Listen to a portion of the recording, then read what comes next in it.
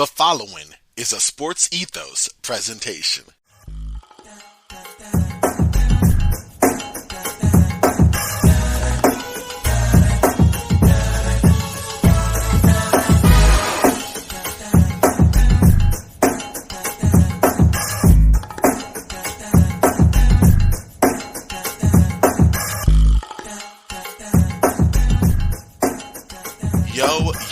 Yo, and welcome to another edition of Roundball Ramble. I am your host, Corbin Ford. You can find me on Twitter at CorbinNBA. This is a Sports Ethos presentation, like the intro said at the jump. So check out Sports Ethos on Twitter, at Sports Ethos. Online, sportsethos.com.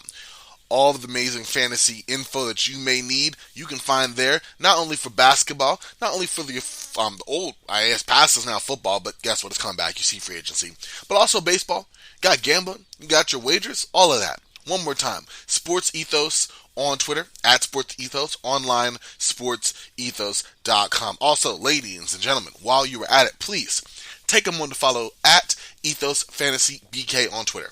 The single most dominant basketball and fantasy news feed on earth. Get all your NBA news in one handy Twitter feed. It's faster than competition and provides more analysis too. Again, that's at Ethos Fantasy BK on Twitter. Follow now. Today is Tuesday, March 22nd. I am exhausted. I hate how early in the week it takes me to get to get myself going, because I'm still exhausted from the weekend or week before. Even though this weekend I had a good excuse, I was moving and that wiped me out. Okay, it was sort of a good excuse. Point being, I'm still tired. I feel like I've worked a whole week, and it's day 2. So, not super great. But you know what was great? We had amazing slate of games last night. Just an amazing slate from the top down, which is rare to find in my own humble opinion as we reach the end of the season. Because, outside the teams in the play-in tournament, and this year, in the West at least, it's pretty sad. But you don't really have, teams that are really playing as much as kind of gearing up and getting ready for the postseason. And it starts early and earlier, it feels, every single year. With that being said, we had a bunch of good games last night. We're just going to dive right in. Let's get the little ones out the way first. And by little, I mean these games were exciting and good. They weren't like the marquee matchups, but they were decent games. The Trailblazers outlasted the Pistons in a game that I thought was going to be really rough. Both teams going nowhere fast but the lottery. The Blazers win 119-115. Brandon Williams, man, who is so new to the NBA website, they don't even have a picture for him. He had 23 points, 6 rebounds, and 3 assists to kind of pace the Blazers.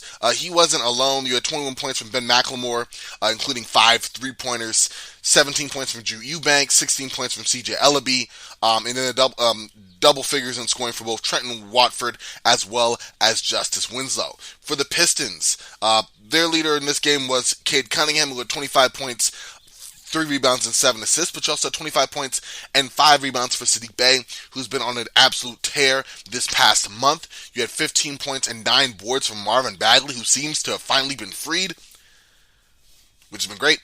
12 points for Killian Hayes, along with 5 rebounds and 6 assists. 11 points for Luka Garza, and 8 points for Isaiah Stewart, who had 13 rebounds as well. I'm only saving him for last, not because he was the best, but there was some slight, I want to say, humor before the Blazers game, because you had Sadiq Bey walking around with the nickname Mr. Big Shot that was appointed to him by Isaiah Stewart, who either is ignorant or just unaware of the history of that name. And so reporters had asked Blazers coach Chauncey Billups about that, and Chauncey's like, yeah, who's calling him that? That name is taken, which is hilarious, because when word inevitably gets back to Isaiah Stewart, it's like, wait, who? It's funny. I think we need to make a thing where, listen, if it's on Basketball Reference, then the name is locked. I did not like the whole Melo. There's only one Melo I subscribe to, and that's Carmelo Anthony. LaMelo Ball, they need to be shortened to LaMelo. It's just Melo. Did I just make my own argument? Is there? I don't know. I'm tired. Doesn't matter.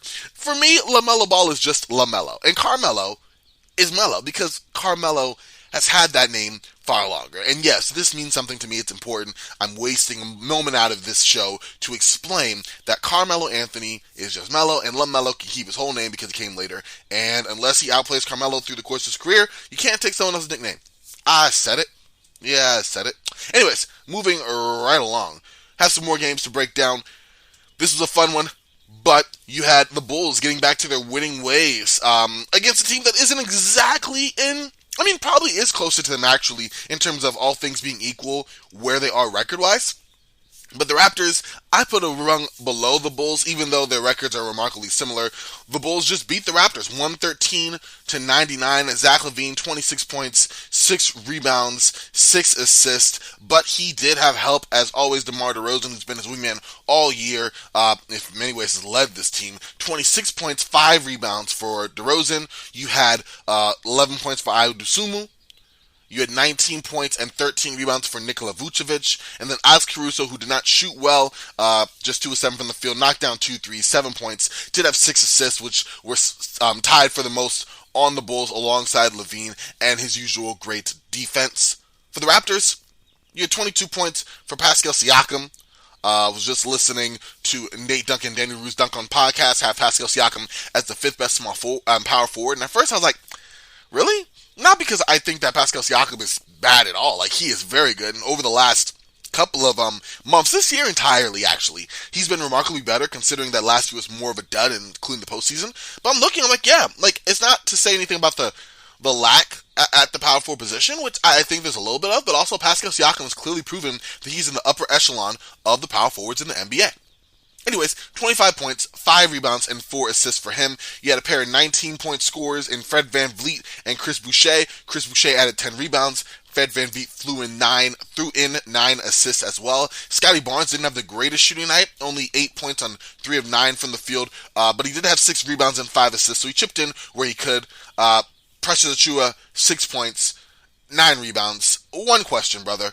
You're 0 of 5 from 3. Like, you're not that good of a three-point shooter in general.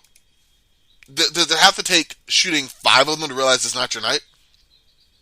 I mean, over his last 5 games here, 0 of 5, 2 of 4, 3 8, 1 of 3, 0 of 3. Like, can we maybe get your sweet spot to threes to about 3? That makes sense to me, right? I'm just throwing it out there. I don't know. It's not that big a deal. I'm just saying, yeah, those possessions back. Yeah, you still lose by a good chunk, but come on. Anyways, Bulls win Chicago. Beating winning teams is always a great thing, so that is good. Speaking of a team winning, Houston Rockets, behind a monster game from Christian Wood, career high 39 points, 10 rebounds, 8 of 9 from 3, 2 assists as well. Beat the Washington Wizards 115-97. Like I said, this was a Christian Wood show. It's been an up and down year for Wood, up and down year for the Rockets, mostly down. But 39 points on 77% shooting from the field is amazing. You had 17 points from Jalen Green, who's been playing so much better since the All-Star break. 15 points for Eric Gordon. 11 for Kevin Porter Jr. I'll tell you this, I like Kevin Porter Jr. I think we need to get him off the point guard spot. Like, that's not his position. A ball-handling small forward, yeah, that's great. I like that. Maybe more of a Brandon Ingram light kind of role in terms of, going through the fire as a point guard without ever actually being a point guard. But this right here, no, I'm good, personally. Anyways, Washington, not a whole lot to speak of. I mean, they got blown out. But they got some bounce scoring across their first 4, at least. Kristaps Porzingis had 22. Rui Hachimura had 16 points, along with 8 rebounds. 13 points for Contavious Caldwell-Pope, alongside Corey Kispert, who was 3 of 7 from 3. And then your bench, scattered performances as well. 8 points and 6 rebounds for Daniel Gafford. 7 points and 4 assists for Denny Avdija. 6 points, 10 assists for Raul Neto, who is the other starter. He did not play well, though. 1 of 8 from the field, 0 of 2 from 3. One guy who didn't bring on the offensive end for them. But ultimately, they just couldn't stop Christian Wood. He dominated from the get. Like I said, he was knocking down everything. And, every guy deserves one of those nights, I think. And last night was Christian Wood's. Celtics beat the Thunder 132-123. Trey Mann came in and for a moment was the hottest player on planet Earth. Trey Mann could not miss a shot. Trey Mann, throughout the course of the game, actually, was pretty red hot. 35 points, 7 rebounds, 4 assists. He was 13-21 from the field, 7 of 12 from 3. The 35 points is a rookie high, like a franchise high for the Thunder, which it's kind of crazy when you consider all the great kind of scores that came before him. I don't know, like Kevin Durant, look at Russell Westbrook. They've had some guys. They've had some guys. So, I mean, even Reggie Jackson, I would have thought, got a hot one night, but whatever. I'm only starting with that because that was kind of the performance of the game for me. But yes, it was pretty much all Celtics aside from that. Jason Tatum, 36 points on pretty good shooting efficiency himself. 57% from the field, 5-11 from 3. You had 20 points and 10 boards for Grant Williams. You had 18 points, 5 rebounds, and 5 assists for Derek White. Let's not forget that Jaylen Brown had 25 points, 3 boards, and 1 assist, settling in nicely, I think, in terms of finding his sweet spot in scoring alongside Tatum. It was a good performance for them. 18 points for Peyton Pritchard, 5 threes. Great game. Going back to the Thunder, 31 points for Shai Gilgeous-Alexander, who has not only been scoring so well post-All-Star break, but also so efficiently as well. In this game, 13-23, knocked down all 4 of his threes. That backcourt really did all the scoring for OKC. I mean, yes, you had 22 points and 10 boards from Darius Bazley, and you also had 19 points and 6 rebounds from Alexei Pokusevski, but that was really it in terms of the scoring department for the Oklahoma City Thunder. I mean, we know where they're going, but hey, at least they're putting up games where they're somewhat close, pretty competitive, and you have Shai Gilgeous-Alexander looking like a top 25 player in the NBA. Yeah, that's what I would say. All right. Nets beat the Jazz, 114-106. Kevin Durant, monster performance, 37 points, 9 rebounds, 8 assists. That was more than enough to outlast the Jazz with Donovan Mitchell, who had 30 points, 3 rebounds, and 3 assists. You also had a very solid game from one Mike Conley, 18 points, 7 assists on 7 of 12 shooting. Mitchell did not shoot well from the field, 9 of 23, but he did shoot a lot. So did Jordan Clarkson off the bench, who had 19 points and 6 boards on 7-19 shooting. This Jazz game felt really disjointed. I mean, defensively, they had Hassan Whiteside playing drop for most of his 17 minutes, which is not a good thing on Kevin Durant, who was absolutely electric. Already mentioned 37 points. Did I mention 15-23 shooting to do it? I did not. And Kevin Durant let the Jazz know about it. Specifically, Hassan Whiteside, because he got given these open pockets of air. It does not take much for Kevin Durant when you're guarding him, just because of how tall he is, to have a slither of daylight to knock in a jumper. Imagine giving a step or two between the big receding under the basket, Kevin Durant coming over the top of the pick, and you have like a good 3 feet of space between 3-point line and inside the arc. Like, for a shooter like KD, that's money. Cash, all day. So, not really sure what the Jazz are doing. Honestly, in general, not sure what the Jazz are doing. Rudy Gobert, 11 points, 4 rebounds, 4 or 5, but like, really? I mean, it wasn't like the Jazz were red hot. You had 2 guys taking a lion's share of the offense, and Mike Conley, who did it in a more efficient manner. But, like, you couldn't get Rudy Gobert more than 5 attempts? And Rudy Gobert, you couldn't get more than 4 rebounds? I'm just saying. I mean, the Nets aren't exactly a rebounding powerhouse, but they did out-rebound the Jazz 41-37. You had 9 for Kevin Durant, 7 for Bruce Brown, who had 22 points as well, 6 rebounds for Nick Claxton, who had 15 points as well. Like, the Nets did it by committee. The Jazz didn't really do it at all. So, not sure where to go with that. The Jazz have been such an interesting team. If they lose in the first round, I really hope that there's some type of change. Whether it is Rudy Gobert going somewhere, whether it is Donovan Mitchell going somewhere, whether it is Quinn Snyder finding a new home. Like, the Jazz feel like they've kind of reached their plateau of what they are, which is a really solid team. But, like, I don't know. Like, they're solid. That's really the best I can say. And when that's all I can say, I don't know if that's great. Like, they're not solid, like, perennial, second round possible Western Conference Finals opponents. No, they're like a solid regular season team. They'll probably win the first round just because they're ranked so high, and they're so much better than like the 7th or 8th seed. But then they play like the 4th seed or the 5th seed, and it's like, yeah, they're actually, this is about their level. And that's not, I don't know, that's not where I think the Jazz should be. I don't know. Just my thoughts there. The Dallas Mavericks are getting quite a reputation as streak killers. I was talking to my friend Anna Rude last night, and yeah, I mean, if you go to Dallas and you have something of a win streak going, it might be time to consider rethinking that. That's really just what it is. The Mavs have just been streak busters.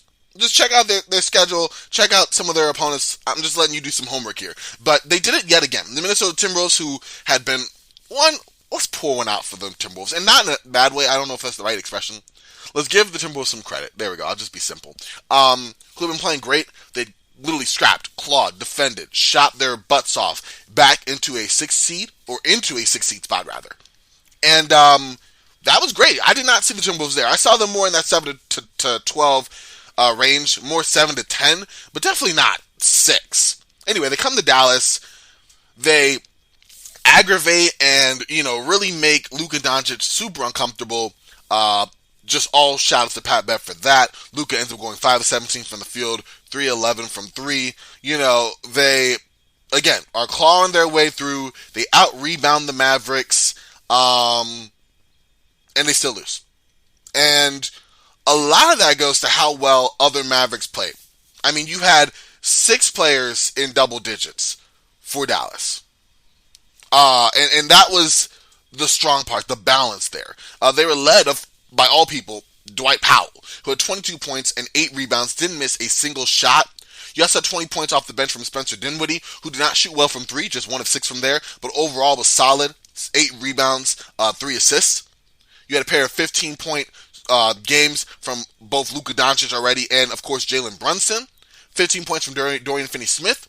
And then 18 points from Reggie Bullock, who found his way from 3. All of his shots were 3. He was 6 of 11 from there, along with 7 rebounds. Like, that balance scoring up and down is what you're looking for to offset a bad Luka Doncic night. And it's almost the inverse of what happened in the Mavericks' previous game, where Luka Doncic scored 38 points, and yet the Mavericks still had a loss.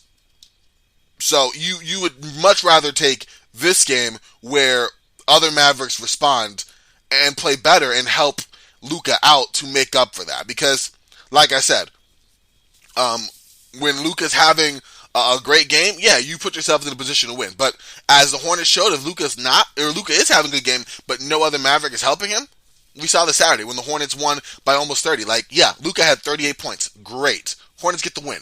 Awesome. This was much better for them. And that's not to discount Minnesota. Honestly, they could have shot better from the field as a team. You had Anthony Edwards, 5 of 13. Pat Bev, 2 of 10.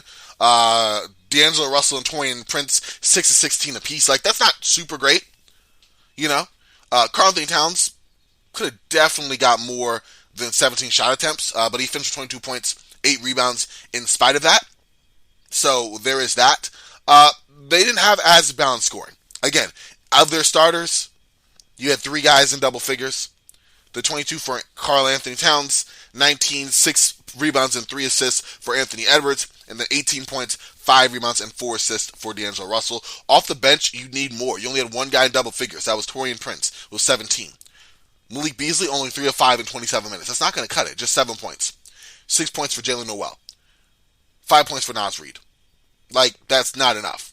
When Pat Bev is giving you 8 and Jared Vanderbilt is giving you 4, and you're playing a team like Dallas, who was already a pretty electric offense, but especially here where they were balanced, you need more up and down. But honestly, this game was a fun, exciting game. Definitely on one of the rewatchables list, which I'm going to make a record for next year because, the games that you could just, tune back in and already know you're in for a treat, out of every season.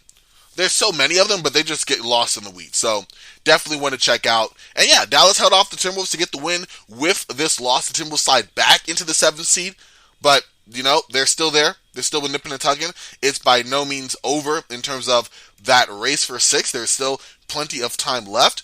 But the Wolves, you can't lie, the Wolves did lose a little bit of ground there. Right now, they do hold the tiebreaker over the 6th seed Denver Nuggets. And they actually will have a final head-to-head meeting with Minnesota. So that'll be interesting.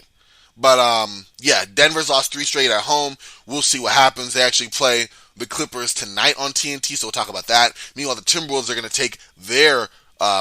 it's going to be a very fun game, which I'm blacked out of, so I can't really see. They're going to take their style of play, their scrapping, to see if they can bounce back with their 6.5 game cushion over the Clippers when they play the Phoenix Suns on Wednesday.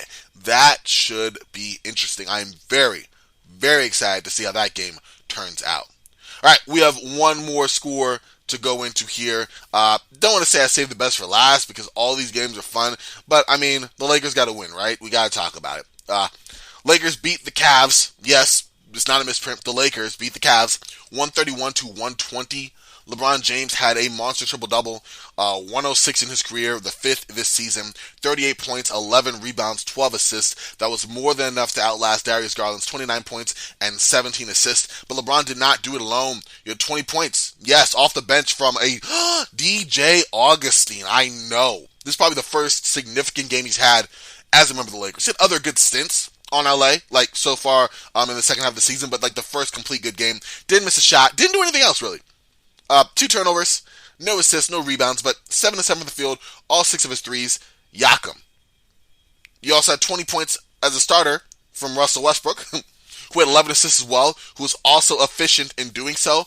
Really good solid game from Russ, and this is actually a nice little stretch of solid games he's building. And I can't go and use that calendar that I made fun of where it shows, Russ kind of slumping in the first half of the season and then really doing good and then going back to him. Like, the whole schedule is, just throw that in the trash. But over his last 3 games, 21 points per game, 8 rebounds, 9.7 assists, shooting 53% from the field, 8 of 16 from 3, and is a plus 29. Like, if we can get a Russ more like that, he's still going to be a do-it-all guy. Like, I don't think his stat padding, maybe some of the triple-doubles were, but he's someone who does impact the stat sheet in more ways than one. He is going to rebound. He is going to give you assists. He is going to shoot the ball. If we can get that efficiency and that three-point shooting somewhere in that sweet spot, just below 50%, 50% from the field, just below 50% from 3, then you're in a great spot if you're Russell Westbrook. And that's the kind of Russell Westbrook the Lakers have needed all year. Obviously, it's not the one they got, but, whatever, let bygones be bygones. He's playing that way now. That's the most important. But after that 20 points from Augustine and Westbrook, you also had 12 points from Malik Monk. Didn't knock down a 3, but 2 rebounds, 3 assists. You had 11 points, 5 rebounds, and 6 assists from Austin Reeves. A much better bounce-back game after the dud he threw up last game. 9 points from Wenyen Gabriel, who did not knock down a 3, but has continued to show his energy in that power forward spot, a position Lakers have been cycling through with AD being down. I mean, they tried Trevor Ariza already. They tried Stanley Johnson, who had 12 points. They tried Carmelo, who played 13 minutes and had 5 points and 5 boards. Like, Wenyen Gabriel, I don't think is locking down that spot, nor do I think he should, but I do like the fact that he is bringing that energy. And honestly, he's been a great dynamic role guy. He didn't find his way from three-point land last night, but listen, he can knock down that shot. It was great. But let's go back to LeBron, who had 38 points, did efficiently, didn't knock down a 3, but was 17-29 from the field, had a number of monster dunks, including one where he just obliterated Kevin Love. And he said he felt bad. He turned the corner. He saw K Love coming up to set up for a charge, potentially, and he was like, nah, don't do it. That's what LeBron said after. It didn't matter in the dunk because he just absolutely detonated on Kevin Love. And it was unfortunate. I do like the fact LeBron said it's not even on his list of top dunks because K Love's his guy. Like, yes, the brotherhood lasts, it stands on, but Kevin Love, wow. Like, that wasn't cool, man. Like, you did not need to be on his highlight reel. Like, you won a championship with him. Like, come on, man. Come on, man. That's going to happen, though. That's going to happen. But, jeez. For K Love's part, 8 points, 6 rebounds, 4 assists, 2 threes, but 3 of 8 from the field. Speaking of the Cavs, you had the 29 from Darius Garland. You had 18 points from Lauri Markkanen, who knocked down 4 3-pointers. He had 9 rebounds as well. You had 16 points and 6 boards for Lamar Stevens, 13 points and 5 rebounds for Evan Mobley, 12 points for Isaac Okoro. Off the bench, 13 points and 4 rebounds for Karis LeVert. And that's all, folks. Chatty Osman had 5 points, but on pretty bad shooting, and that was really it. The Cavs, they played well. They just kind of ran into a buzzsaw. That was the Lakers. And yes, it sounds so weird and almost so wrong to say that, the buzzsaw that was the Lakers, but I don't know another way to say it. The Lakers played amazing. There it is. As for the Lakers moving on, listen, one game at a time, all that jazz. They locked into a play-in spot, so it doesn't really matter, but they do host Philadelphia on Wednesday night. Can they win back-to-back games for the first time since January 7th? I think not, but we will find out. Meanwhile, the Cavs will visit Toronto on Thursday night in another game that should be fun. The Cavs have been such a fun team. It took a minute for, I would say, most of the general collective to realize that this is how the Cavs are going to be. It took me even longer than that, but once it happened, let's go. Right, news. Jamal Crawford. Yesterday on his 42nd birthday, so one, happy birthday to Jamal Crawford, but he officially announced his retirement. That's right, the great Jamal Crawford retired for the game of basketball, said his goodbye, 3-time Sixth Man of the Year, only the 8th player in NBA history to play 20 seasons. He actually played 21. Spent parts of 21 seasons with 9 different teams. He had 5 with the Clippers, 5 with the Knicks, and 4 with the Bulls. A reliable ISO scorer. You know, he had a stint with the Clippers from 2012 to 2017 where it just showed kind of his value as a guy who come off the bench and be something of a backup initiator, but really just more of a backup scorer. He averaged at least 12 points per game each season with the Clippers, despite only starting 34 total games over his 5 years with the franchise. He had 51 points with the Phoenix Suns at age 37. Like, this guy was a solid player. It's crazy that he wanted to play this year. He really did. I'm surprised that team didn't give him a chance with all the COVID protocol issues that were happening earlier this year. But he didn't get a shot this year. But man, he was a hooper. A legendary ball handler, a playmaker, a great locker room guy, someone whose energy and leadership, as you saw on Twitter and from other NBA players, just touched so many guys. I already mentioned the Sixth Man of the Year awards. He was the 2018-2019 Twyman Stokes Teammate of the Year. And he retires with 19,419 points. That is 61st all-time in NBA history. But yeah, his last little stint was with Brooklyn during the 2019-2020 season, but he suffered an injury after only one game with the team, and that was unfortunate. Didn't get another shot after that. But in his last game with the Suns, like I mentioned, 51 points. Oldest player in NBA history to reach that mark in a single game. Solid. I mean, he was.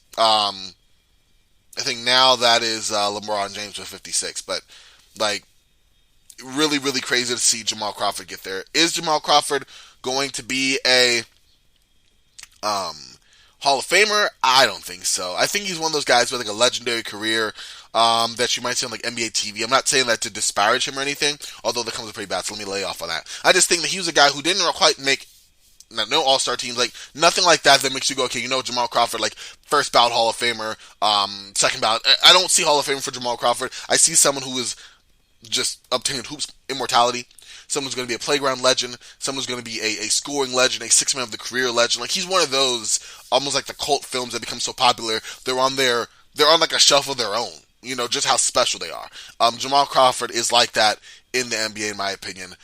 Career averages 14 points, 2 rebounds, 3 assists, 41% from the field, 34% from 3, 86% from the free throw line. What a career. What a guy. Thank you, Jamal Crawford. Also, injury news. And boy, did we have injury news. Got started with Zion Williamson and Damian Lillard, who are not expected to return this season. For Damian Lillard, actually, for either of these guys, not surprising. Damian Lillard only played 29 games. You have the numbers look okay on the surface. 24 points, 4 rebounds, 7 assists. But his shooting splits were ugly. 40% from the field, 32% from 3. For most of that, he was actually shooting worse from 3 than Russell Westbrook for the year. He did have the abdominal surgery after he had that stomach issue.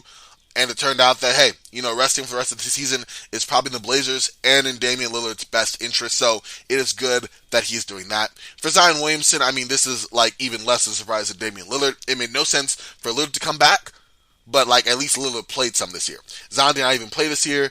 Even with the Pelicans chasing a playing spot, better to let him rest, get his foot right, recover fully, and then get back with the Pelicans, with CJ McCollum, with Brandon Ingram next year, and let the Pelicans do what they're going to do this year without him, because there's no need to rush him back, possibly sustain another setback, and then roll this into next year. Like, let's knock this injury bug out.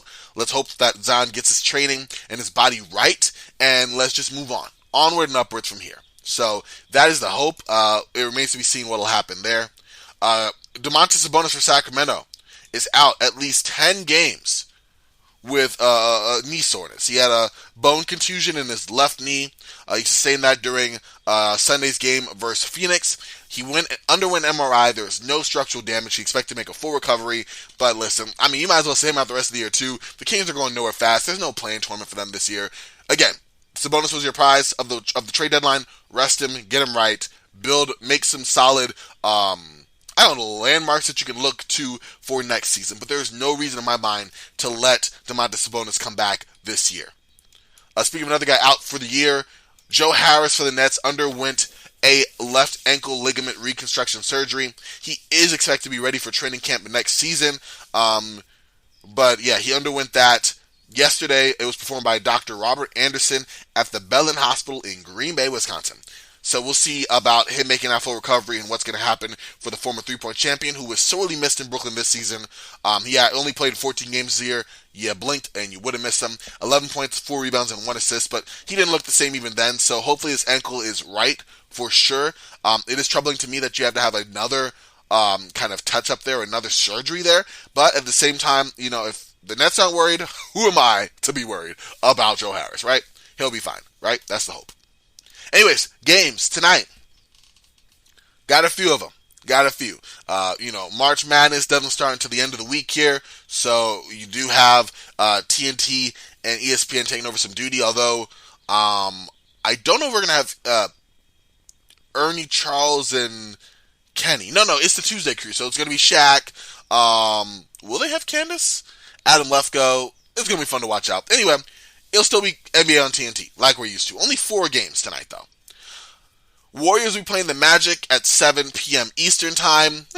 We'll check it out. Warriors have been up and down. Steph Curry's still been out. The Magic still playing. I mean, they're bad, but they're still fighting and scrapping, so we'll see. 7:30 on TNT. The Hawks will play the Knicks. Both teams definitely underperforming compared to expectations, so we'll see how both teams match up against each other. That's really it. It's not going to have the buzz. I mean, I guess it will, but it's not going to have quite the electricity of last year's playoff series. I will say that. 8 o'clock, you have the Bulls on a back-to-back playing the Bucks. We've seen how the Bulls are playing against teams with records that are better than theirs. So, it remains to be seen how Chicago is going to respond, but I'm not overly optimistic. But we'll definitely have to check that out. That's going to be an NBA League Pass game of the night. Book it. And then 10 o'clock, last game of the evening, we have the Los Angeles Clippers against the Denver Nuggets. Always one of those games that could just be really, really fun. Denver has a chance to win, snap a 3-game home losing streak for the Clippers. Time to get themselves back on the right track. They can at least get back to 500. So those are 4 games of the night. All right. Well, this has been a fun show, y'all. I appreciate y'all hanging with me today. Running through your scores, running through some games. Love talking with y'all. Make sure, please, to follow me on Twitter at CorbinNBA. I would greatly appreciate it. This is a Sports Ethos presentation, so check out Sports Ethos on Twitter at Sports Ethos, online, sportsethos.com. Hey, y'all, 2 things. We got a brand new daily fantasy partner at Sports Ethos, Thrive Fantasy. Prop up with Thrive Fantasy on their mobile app or at thrivefantasy.com. Use the code ETHOS when you sign up. Get a 100% deposit match bonus on your first deposit up to $100 plus either 2 or 4 free game tickets to play. Pick player props on the biggest names playing every night. Score points when your props hit. And the players with the most points win a share of the nightly prize money. And check out our Sports Ethos DFS team or podcast for advice on the winners. Again, that code is ETHOS over at thrivefantasy.com. Also, quickly, y'all, before we sign off, want to remind y'all also to use coupon code HoopBall20. I know we Sports Ethos, but we still using HoopBall. Just because, shout out to the past, I'm a sentimental guy. Anyway, HoopBall20 at manscaped.com for 20% off your order and free shipping. Also, check out our pals at mybookie.ag. Use the code HoopBall20 on the 3rd page to sign up to unlock deposit match bonuses there as well. So we got 3. All right, that's Thrive Fantasy, that's Manscaped, and that's MyBookie. Crazy value there. All right, y'all. Appreciate y'all hanging with me to the end. I love y'all. Have a great Tuesday. We are close, just getting through the week, each and every day, closer and closer. Tonight, or tomorrow rather, might be time for me to drop my mock draft. I think it's about time. We got 90-something days until, NBA draft time. I think it's about time for me to do that. So stay tuned for that, y'all. But until next time, I'm Frosty, y'all stay frosty, and I will talk to y'all tomorrow. All right, y'all.